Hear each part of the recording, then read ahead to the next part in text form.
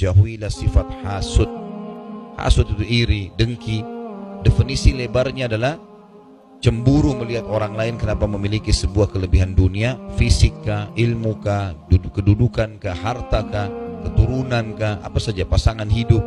Dia iri melihat orang lain kenapa dapat itu, dan dia berharap nikmat itu hilang darinya. Kalau orang itu kecelakaan misalnya, kalau orang itu lagi ada masalah, maka dia gembira. Ini namanya hasad, ya. Nabi SAW mengatakan jauhi sifat hasud atau hasad, ya. Karena hasad atau hasud itu memakan pahala kebaikan sebagaimana api memakan kayu bakar. Riwayat Abu Daud. Artinya akan hilang pahalanya. Hadis ini memberikan pelajaran kepada kita tentang bahayanya hasad itu sendiri, sebagaimana sudah saya berikan definisinya tadi. Dan siapapun yang hasud pada orang lain dengan berharap nikmat itu hilang, kelebihan fisik kah, keturunan kah, jabatan kah, harta kah, pendidikan kah, apa saja, dia berharap orang ini kalau kena masalah dia malah gembira, ya.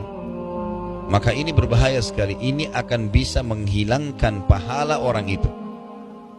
Bagaimana maksudnya menghilangkan pahala di sini atau membakar pahala?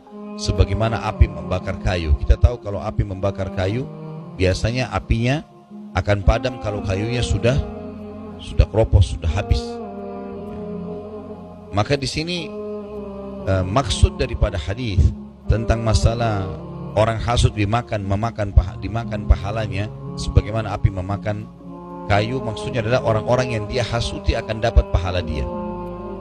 Jadi kalau dia banyak menghasut orang lain, sama ini dia cemburu, sama itu dia cemburu, sama ini dia cemburu. Kenapa bisa, selalu cemburu dengan keadaan orang, maka ini berarti dia sedang membagi-bagi pahalanya.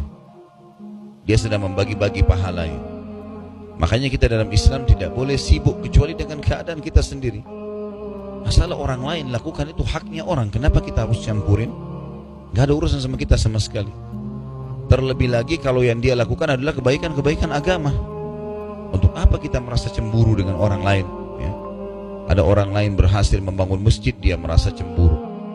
Atau dia merasa kenapa kok orang ini bisa lakukan, dan kalau masjidnya sedikit jemaah yang datang, nah itu kan berarti uangnya tidak halal. Atau apalah, ya, tanda hasud.